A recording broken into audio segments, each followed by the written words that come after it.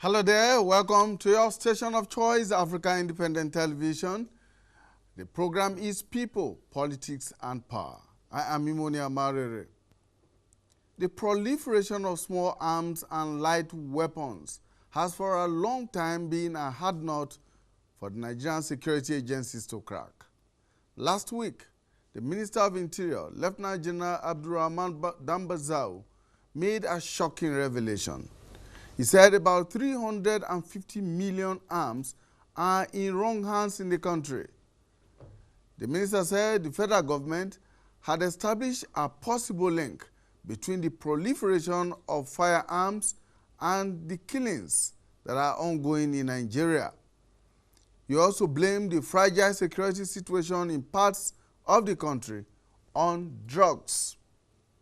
The question is, how did an estimated 350 million illegal firearms find their way into the country? What is the security implication of the proliferation of smuggled illegal firearms and light weapons? These are some of the questions that we will be interrogating on the program today. Now, it was also widely reported in September 2017 that a government audit found that at least 44 assorted arms belonging to the Nigerian police could not be accounted for between 2013 and 2015, raising fears that the weapons could have ended up in the wrong hands. Dr. Robert Zuber of Global Action to Prevent War once said, and I quote him, "The irresponsible transfer of weapons and ammunition and the proliferation of illicit small arms have direct implications for our ability to secure our streets and, on the other hand, ability of government to discharge many of its important functions, including the primary responsibility to protect civilians from violence." End of quote. Now, research has shown that in preventing conflicts, the regulation of the arms trade is an important step in securing a safe environment in post-crisis situations. Another angle to this issue is the effect of armed conflicts and violence on the Nigerian economy and its democracy. Well, joining me to discuss this issue is Afam Osigwe. Afam is a legal practitioner here in the nation's capital, Abuja. Thank you so much, Afam, for finding time to join us. Thanks for having me, Monu. Also joining us is a security expert, Dr. Amechi Nwokolo. Dr. Amechi, thank you so much for finding time to join us again. Thank you. You were with us just last night. Yes, thank you very much. Thank you so much. Thank you. You're welcome, gentlemen, to the program. Thank you very much. Right, before we start our discussion, let's take a soundbite from the Cross River and Anambra State police commissioners on the efforts being made to mop up illegal firearms that are supposedly in the wrong hands.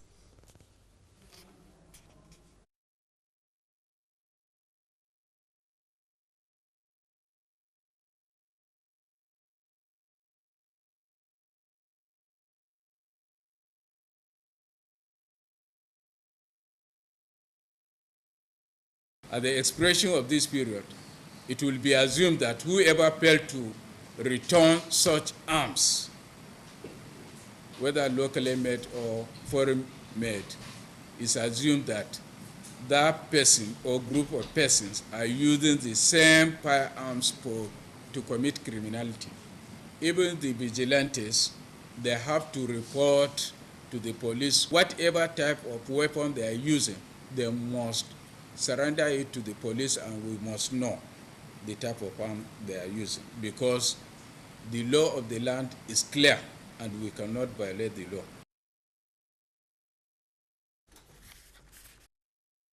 The wisdom behind it is that we want everybody to feel safe and secure in this country.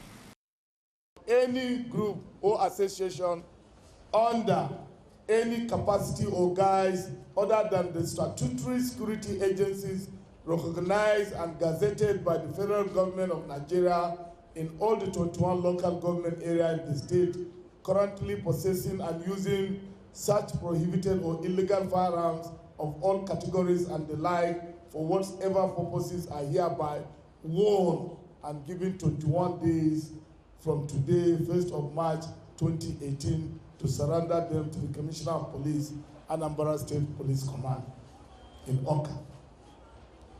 It is to be noted that the expiration of the 21 days ultimatum, any person found with any kind of such prohibited firearm shall be arrested, investigated for possible prosecution. The current security challenges in Nigeria is no doubt stretching the Nigeria police force. Already, the force has lost several police officers in the herdsmen and farmers clashes, especially in Benue State. To increase the capacity of officers in tackling the challenges, policemen attached to VIPs are to be withdrawn. A memo will soon be forwarded to the Office of the Commander-in-Chief for approval, which will serve as a guideline or template for deployment of to VIPs, political and public office holders in the country. However, business entrepreneurs, multinational organizations, corporate individuals, and entities that require such services and are found to be worth it will be considered for special protection units of the Nigerian Police Force on application for revalidation through the State Commission of Police where they are resident and domiciled. Indiscriminate use of sirens and vehicles with specialized police plate numbers for the spy unit of the force is also to be reviewed. A situation where criminals now partake advantage of this to perpetrate heinous crimes in the country. Such individuals have formed the habit of covering their vehicle plate numbers and also illegally use sirens. This practice should stop forthwith. The Nigeria of our dream, the Nigeria we need, is the united, indissoluble, and cohesive Nigeria which guarantees equity, fairness, justice, and prosperity for its citizens. That is our focus on people, politics, and power. It is fresh, insightful, impactful. It's a must-watch. People, politics, and power on AIT.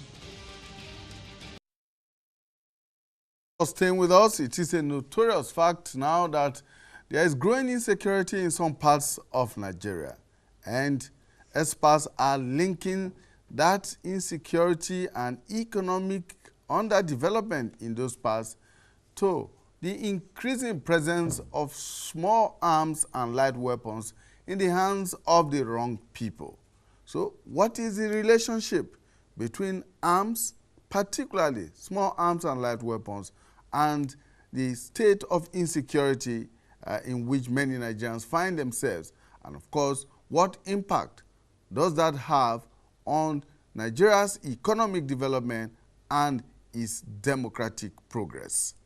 That is the focus of our discussion. Gentlemen, once again, welcome. Let's begin on an exploratory note, Dr. Nwokolo. What are small arms and light weapons? Yeah. Small arms and light weapons, as the name goes, those arms and ammunition that are readily like pistol, AK-47, and other weapons like weapons. That's what is referred to as small arms and light weapons. So we are not talking about heavy military machinery that can be used, that can be deployed, which is not cannot be operated by just one person. There's some type of weapons like that. But those small arms and light weapons are those ones that anybody, you can package them, anybody can use, anybody, you don't need special training to use them. And they are easily available everywhere, and that's one of the things they're talking about here. So, when you say they are easily available, what exactly do you mean? Because, I mean, the weapons, and most of them are not manufactured in Nigeria. They are imported into the country. Yeah. So that presupposes that there is a booming trade. Correct. In this area. Yeah, before I say that, I also remember some of this, even this weapon that our hunters carry in the society. Some are manufactured by the people they refer to as blacksmiths, and there are some societies. Those den guns, the ones you call den guns. Yes, there are even some. The den gun is even different. Those ones they use in some festivities in the country. They are the ones that the hunters use. They still use ammunitions that are imported sometimes. But if you find in some of our blacksmiths in some communities in Nigeria, there are some particular communities that are very well known for manufacturing these weapons here and there. But the truth of the matter of what you said, I'm really happy that the minister came out to say 350 million. It's not surprising, Mark. I don't think Nigerians should be surprised that we have that level of weapon in Nigeria today. And I will say that's where I join the Nigerian people that say they're always attributing everything to Godot. God forbid that we had anything that will implode this nation. You will now realize the level of the amount of weapons in the hands of people. But fortunately for us, the way things go, each time that we get to the cliff, for this thing to happen, we get the cliffhanger. And that's why we don't know the enormity of this thing that is in our hand.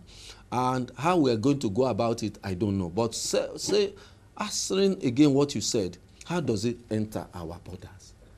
For a long time, we have come to know that our borders are very, very porous. And even smuggling arms and ammunition is the daily practice of some communities around the border. And some people are involved on day-to-day sales of weapons and ammunition. Like the ones you said in the police. Let them do a thorough check within the police service there for those that are keeping where these artillery weapons are kept. How did these weapons disappear from the armory? Who gave what to? This is not the first time we have heard that the policemen have been involved in selling weapons to armed robbers in this country. So the issue of smuggling has been with us for a very long time. Even as we speak right now, Mark, is going on in our various borders. There have been times they arrested people who package the vehicles that they use, in ferrying passengers across our borders with weapons. And people have come out. I think I mentioned a particular case here in one of your programs.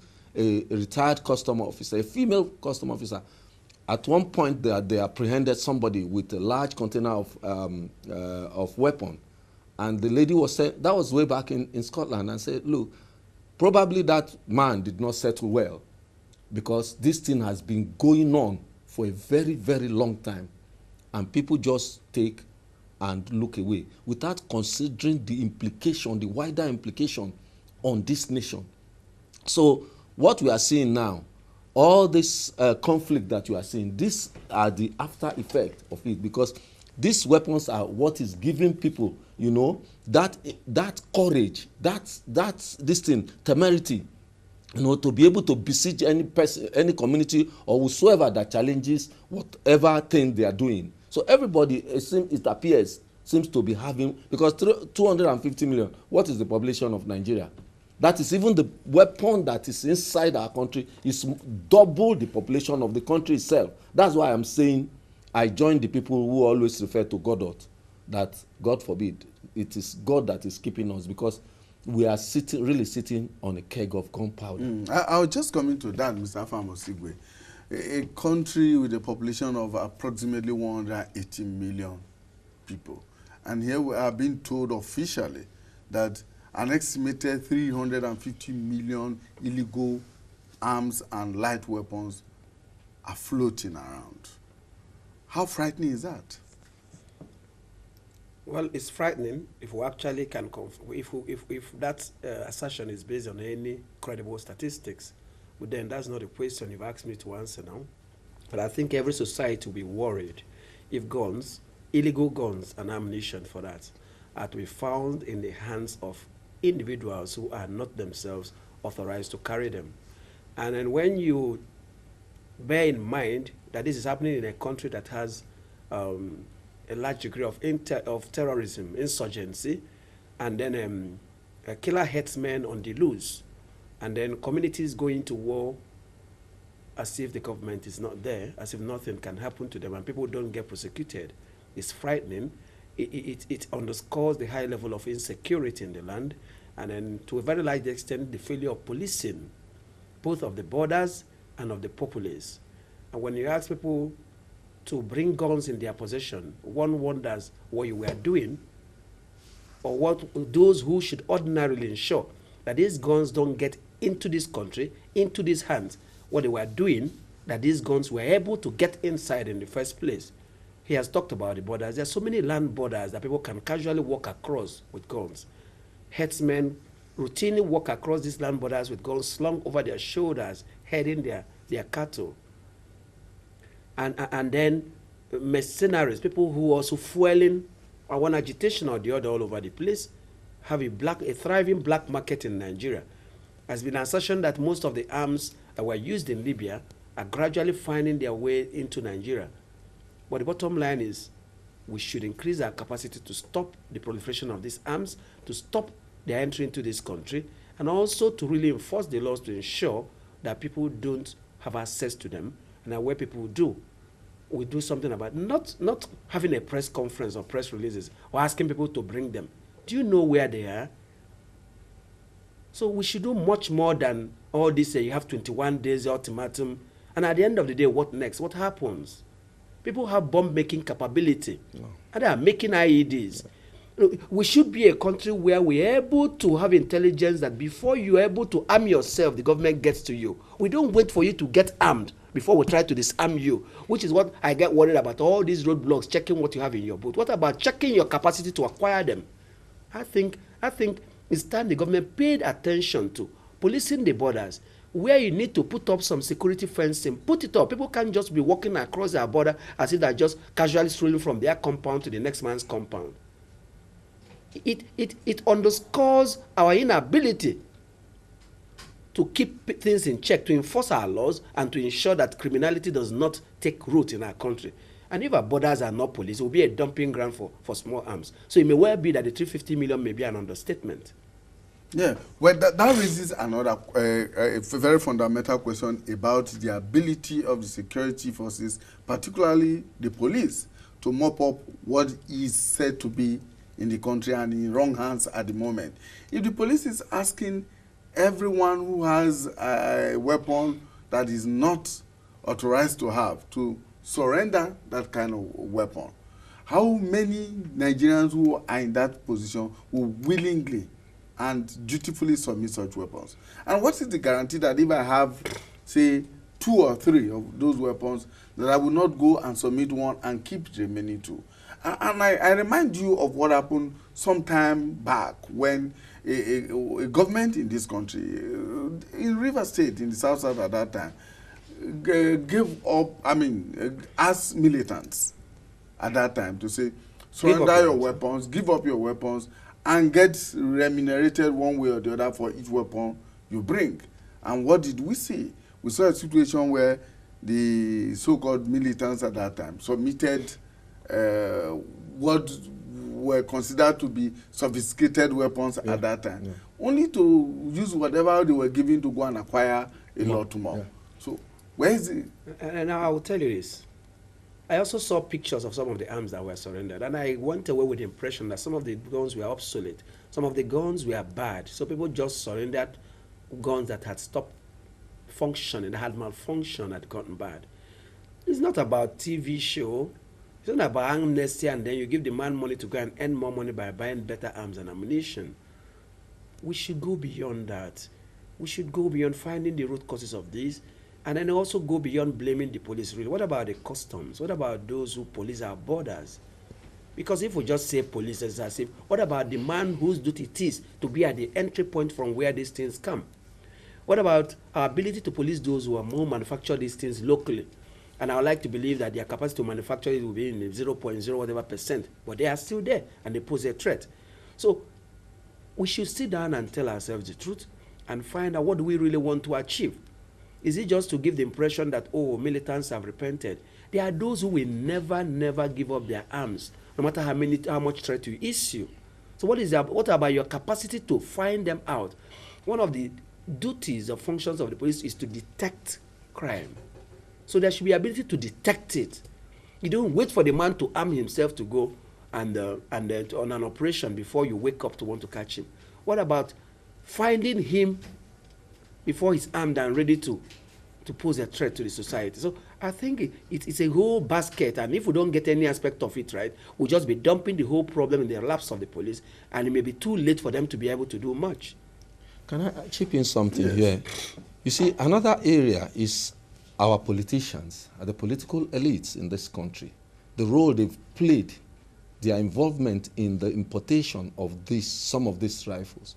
We have heard some criminal gangs and political thugs that were arrested, that were armed by our political elites. And as long as they see power as the ultimate, without the cost for service, they want to get power at all costs. So some of the things that skirmishes and conflicts that you hear about in the society, in the communities, maybe before and after election or during election, they are armed by the political who want to get power at all costs, because there are different dimensions to this whole problem. You understand? And except we look at the Nigerian state, our commitment for the survival of this nation, because we think that for us to get power is at all costs. But what about the wider implication to the Nigerian state? Because sometimes after the election, these people are left on the loose. And that weapons, you've heard different stories, even this Niger Delta issue, how it all started. You've heard the Boko Haram issue, how it all started. That some politicians, gave them weapon, in order to get to power.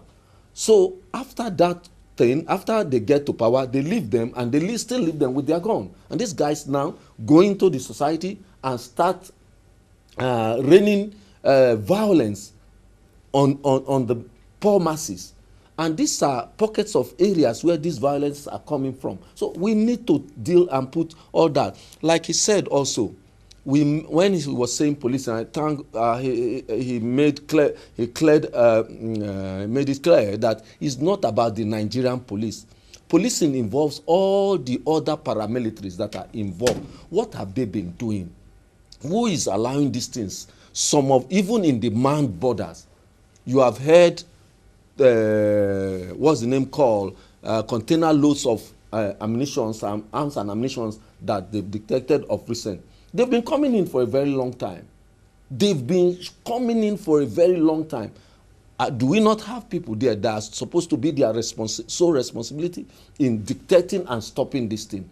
But people take money and look the other way without knowing or realizing the consequences or the wider consequences on the nation. So that's why I'm saying the commitment to the Nigerian state. How are we going to, because those are issues that if we realize that these guns that are coming in, if anything happens, it will touch me, it will touch my family, it will touch my generation. What can we do so that we can be able to stop this thing? Because we don't need this violence. The level of violence everywhere, people no longer sit to dialogue on anything anymore. But because people feel that they have weapons in their hand, they see that as a way, an answer to the issue, rather than sitting down to talk. They see that as a way that this is how they can wrest power and be in political position. They see that as a way that, no, this is how we can take over land and territory. And or I can forcibly take away your property from you. That's in the case of robbery. So everybody now has that mentality. People are thinking, okay, now there's no security for me. I can take I see people carrying guns. They say they are vigilantes. Who armed them? Who gave them that gun? These are questions we begin to ask as a nation. And if the Nigerian police is going to make good on its word that they are giving ultimatum, how are they going to achieve?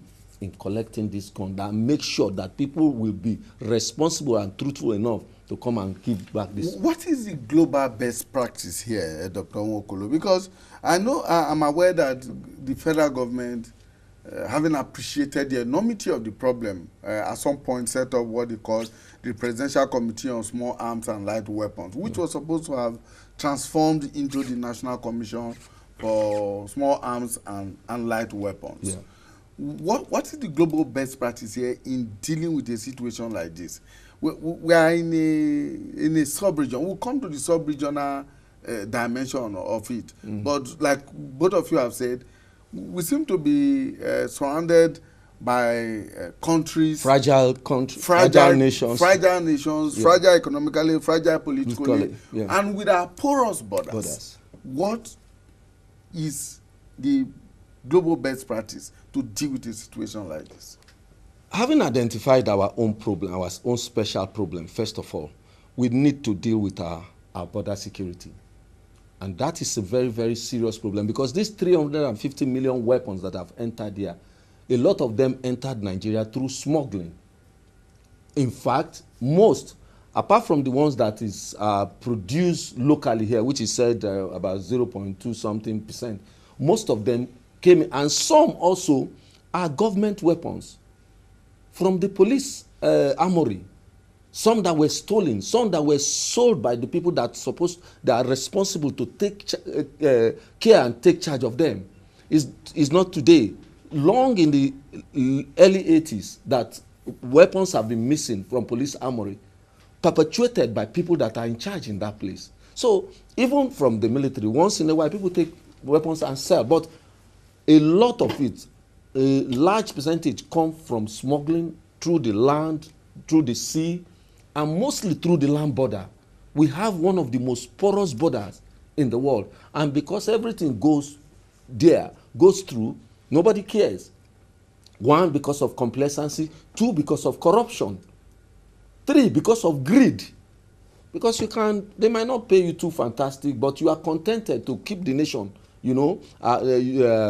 going. But people want to make money that they do not work for. So these are if we can make the global standard, that let us first of all put a check around our border, and then we begin to deal, like the president came now and talking about corruption in the system, corruption within even all the services.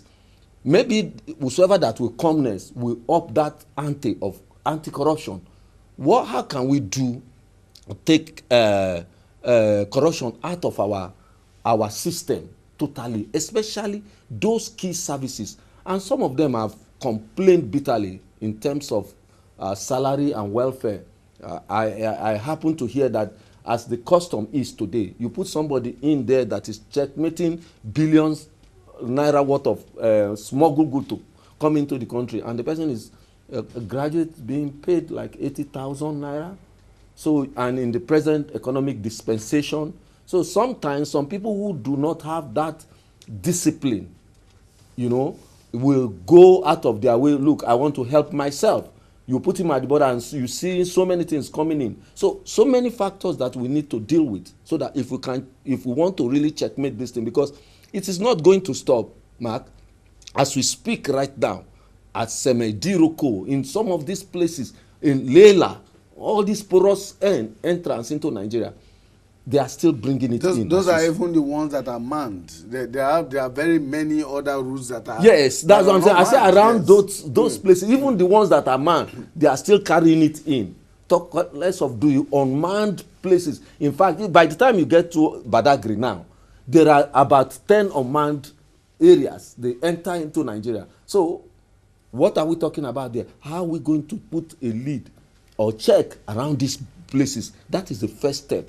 And recovery, I think government must go a step further, the ones that have entered, because I don't know how we are going to recover 350 million. And like he said, it might even be more than that, because we are like in a war zone. That's why I said we are sitting on a keg of gunpowder, and that's why we've been trying to discourage anything that will ignite conflict in this nation. Because if Nigeria should ignite, from the what study that we have had, that people, the level of weapon he talked about, but people have have the knowledge of bomb making now, ID everywhere, what is going to happen to this country?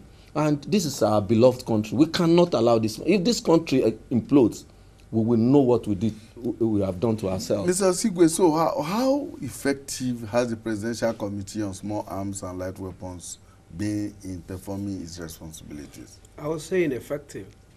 Now, I used to, sometimes when I drove back to Abuja from Anambra State, I used to see some people who used to wear black and say they were task force on small arms.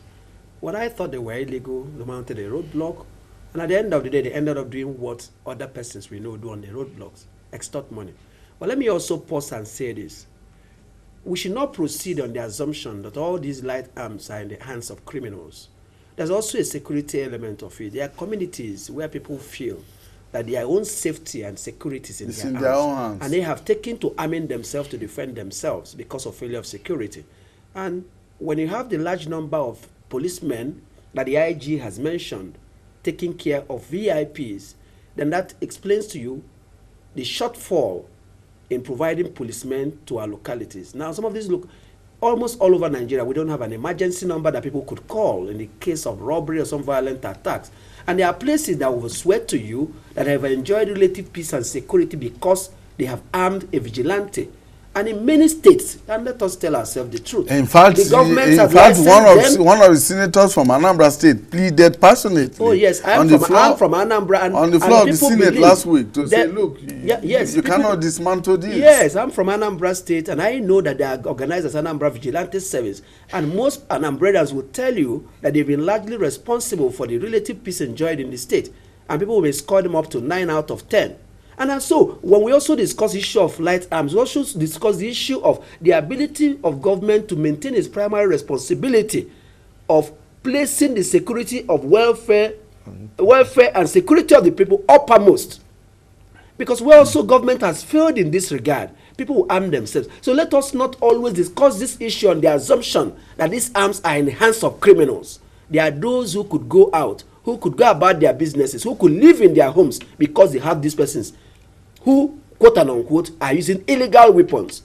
And they work in collaboration with the police, I must say, because they are licensed and also undertake training. We should tell ourselves, do we need to legalize the use of some of these arms? Do we need to have some kind of arms checks and control about who can acquire what? We must tell ourselves that if we cannot retrieve all of them, we must have some kind of licensing procedure and also define the ones that are exempted and the ones that are not, and also improve the capacity of the police to do its work. And in these areas, they are regarded as part of community policing, even though unofficial policing.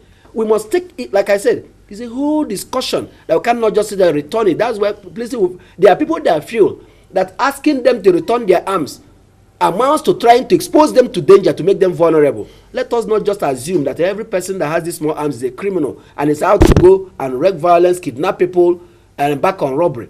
That may not necessarily be so. I think so we need to look at the whole security architecture. If I will say something from what he said, sincerely, I will agree with you that the government have not done wholly in terms of providing security to safeguard lives and property of the everyday Nigerian. But that does not give right to states, to communities. In the place where I live, even here in Abuja, I see them carry gun in the night, and I'm wary. I'm very, very wary. I understand what you are saying. I that don't disagree with you. No, that robbers can come in there. What level of security do we have here?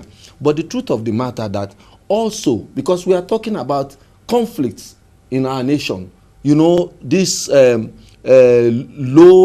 intensive conflicts that are happening, pockets of conflicts here and there, that these light weapons and arms are the things that are driving it. Because when you leave arms in the hands of non-state actors, there is every probability that there might be, if there's any little clash, it can ignite people using what they have in their hand.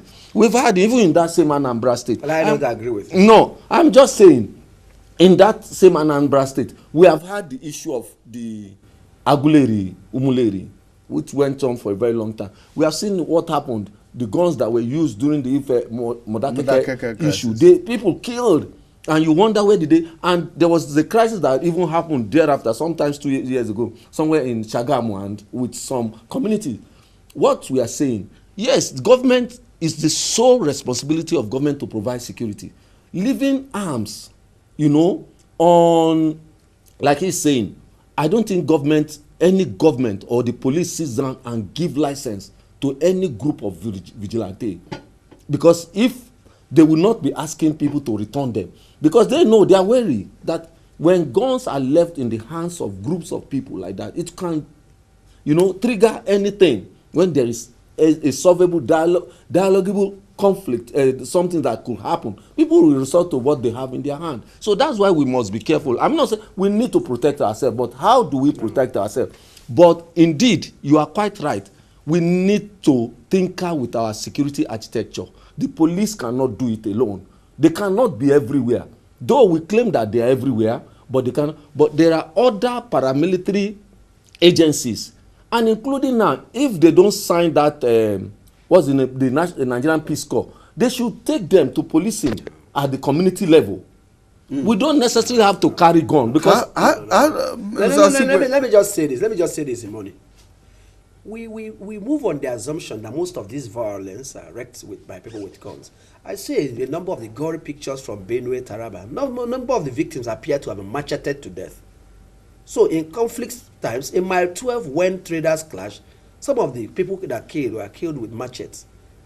Now, for me, most of the crises are precipitated or go on unending, because the government has not shown its ability to enforce law and order, to bring people to book. So they kill in this town, you call a peace meeting. They kill in the next town, you call a peace meeting. Nobody gets held accountable for it. And it goes on, not because people have guns. In America, their constitution guarantees them the right to bear arms. And I've not heard of communities going to war. Occasionally, you have somebody going rogue, killing persons, or detonating IEDs, like the man that just blew himself up in Austin yesterday. Yes. But it doesn't mean the people don't own these guns. Go into schools, the government must be seen to have the capacity to check criminality and punish people, and the court system must work. It should not be like a slap on the wrist. It should not be like saying, stop this, let peace live. Communities must live to be tolerant. Until you go beyond that, you could see that people could still have these guns and there will be no conflicts. The government must first of all show capacity and willingness and the political will to tackle them and bring people to book. So they may or may not have guns. How does state police come into this mix? Because, of course, we have had occasion to look at this issue of state police, the agitation for state police, and it seems to be getting... Now, Imoni, I'll tell you this. It's been difficult for me making up my mind. Sometimes I feel for state police because of the ability of people within communities who know each other to police themselves. But when I remember that a governor could disagree with you politically and pull down your house, like the governor could do so many things and defy court because he can't be charged to court, I have a little bit of ambivalence about whether state police, or because of the lack of respect for the rule of law by our leaders, especially the government. And when I take local government example, a local government election as an example of how governors can be so brazen that in any other election you could win some, but when it comes to local government council election, people never win. I fear for the likely abuse, high level of abuse and impunity governors may put a state police to. That gives me worry. Until we show that we have respect for law and the law will regulate what we do, and that any governor that does some things that are not in accordance with law should be brought to book, and that Attorney General should be insulated from political control by the governor, so that we could have the kind of situation where you have in America, where a sessions could appoint a miller to be investigating something about the president, and there will be an argument about whether the president can sack him. People will be warning president that if you sack him, you run into problem. Until we have that kind of situation, I'm not so sure I'll be hot about state policing, but I have my fears. I think I quite agree with you. You've followed my discussion on your channel here for a very long time. And all the reasons that he gave, the disadvantages where I stand. Our political maturity is still very, very low and abysmal, and I think it will be abused. But having said that, we can still phantom on the things that we have on ground. The problem is that we have not had a good political, that is constitutional amendment as it affects policing in our country. And until that is done, because we must take a cue from the federal system, the kind of policing that we have, that is insulated from the appointment of the whims and caprices of the presidency. He should be appointed based on merit, based on seniority, and based on the availability of the position. But here, sometimes people are retired. It's not only this government. They've been doing it for a very long, so that they appoint the person that will dance according to the drums they play in the presidency. And each time you don't have any other expectation from that Inspector General except what he gets, the orders he gets. I've heard this one say now that, oh, they are going to bring all the people that are guiding, that are policing. Yes, VIPs. Emori, today I took picture. I saw a lady carrying bag for men from the parliament. In one of the embassies I went to this afternoon. I was like, oh, this. I'm not expecting that order to take place immediately. I thought that kind of person should. Nobody, but the IG said he gets so many exceptions. Eh? But there are so many exceptions for business. No, so I'm just trying to say that. So except when the National Assembly should be able to amend that aspect of our constitution so that the power goes back, to the parliament, to the constitution, and a body like the Police Service Commission should now be re-empowered so that the responsibility of appointing an IG, it will be by competition. That is, you have that merit and you have the seniority. So those are things that, and if they can do that, then we can also put that back to the state level. If not, if we go. But again, we still have some policing agencies that we should leverage upon now. And again, even in leveraging, what about the capability? What is the number that we have now? Especially the Nigerian police itself, the DSS, the civil defense. These are policing outfits. Even the, what's the name called? Road safety. They are policing outfits. Forget they deal with vehicles, but through vehicle inspection, you can dictate, it can be a broken window to see what criminal gangs are wanting to do or have done in a community. But what are we doing? That's why I said the Peace Corps. I am not a fan of them.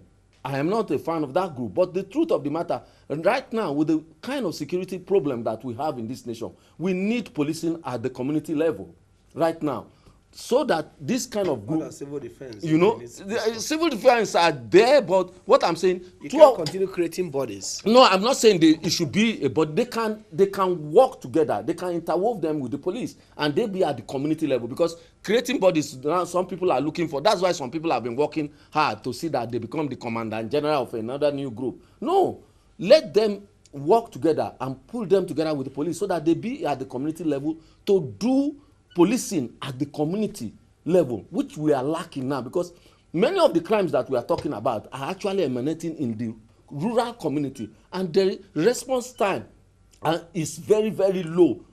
3 hours operation in a place, a very serious problem like that. Yet I'm made to understand that there's a big police station in that Dapchi town. How can we continue to have such things? Most of the attacks that we have seen in villages in Epe, in villages in Ikorodu, in somewhere in deep, what's this name of this village called? In Rivers.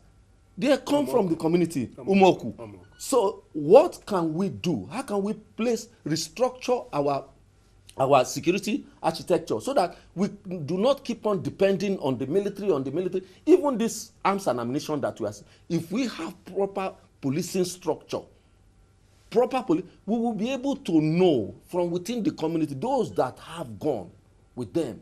It is because there's no form of intelligence coming from within the community, and that's why anybody can deny. But if there are people in that community that are working with the policing system, when we say policing system now, people should not mistake it that Nigerian police. It comprises of Nigerian police, DSS, NSCDC, and every road safety. It's not about you collecting money for traffic offense. You should look deeper into that person's vehicle.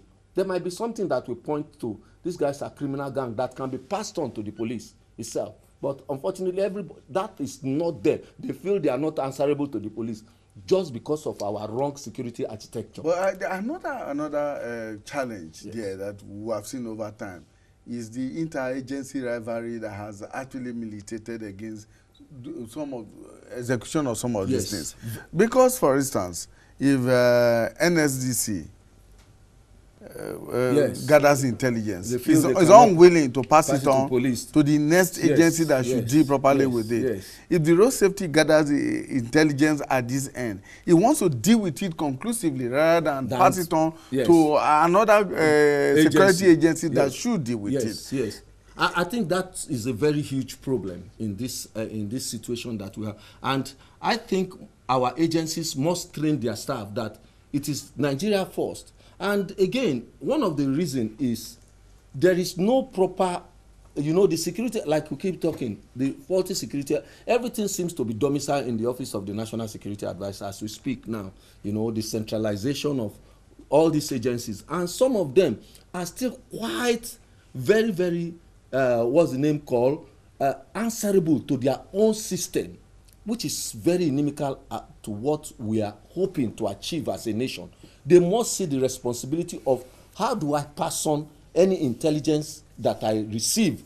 Like you just said, I tell you what, that the road safety person on the road is more likely to get an intelligence information from that place he stands, because he stops vehicle every time. The persons might have complete document, I tell you, but these persons might be linked to a criminal gang. It's just one thing you might see in the car that will help you. And again, there's even one area that we have not even talked about, the private security professional. In all these countries that you are mentioning, they are part of the security architecture, but unfortunately here they're not integrated. It is an all-commerce field. Okay. Now, Mr. Osigwe, let's look at very quickly at a regional strategy, because we live in the ECOWAS sub-region, which by every record available now suggests that the region is saturated with small arms and light weapons.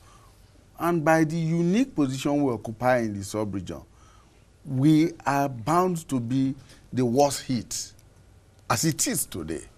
How can we develop a regional strategy to deal with this situation? I will tell you that if you don't develop, first of all, a home strategy, no matter how well a regional strategy is developed, it's not going to be of much use to you. I'll give you, for example, if ECOWAS countries are to enforce, clamp down on movement of small arms and your border is porous, what happens? It's not as if the people who move these arms do them illegally. They try to exploit loopholes in the law and in the security apparatus of the countries they pass through. So they simply keep moving them. And so if you're home, you may have a regional organization that has made the region safe, but your home porous and a dumping ground for small arms. So that takes you back to square one. So it means that internally, you must have acquired that capacity to be able to join hands with other countries, which would also be expected to acquire to the same capacity as well, to be able to keep out these things and also make sure that conflicts within your own region are kept to a minimum. And what I mean, you have to start. It has to be a bottom-up approach. The communities should be able to track criminalities, and we should trust those who are in charge of the security system to do the right things, to do them in accordance with the law. We should not, because we have developed a good idea of state policing, and then people suddenly do things that make you doubt. Nice idea, but can we trust the operators to do it well? Which is why I talked about ambivalence about state police. I thought it was a good idea, but recent times I'm not so sure. I'm not so sure. And also when you see unwillingness, when you see government agencies justifying or seeming to condone certain acts for reasons best known to them, then you ask yourself that it's not a failure of the law, but our inability to uphold the law and apply them and be true to our oath of office. So a regional body may sound very wonderful, but if you can't get it right in your own home, it's a waste of time, because until charity begins at home, it's not going to mean anything to you. All right, very quickly, Dr. Okolo. Yes, I also think that body, that arms, what's it called now? They call it task force. Task force. Something. Yeah, I would have thought that they could play a role in the present situation, but as he said, my observation of them over time is that they are also pandering to the same thing and the failures of some of these agencies that we've created. What I think must be done is that let us get our security architecture properly right. you know, and stop dragging the military in and out here, so that we will be able to police our borders, first of all, properly. So, and that will be the first answer. When we get the security architecture, we will know those that have gone. So Nigerians know. We know them in the community.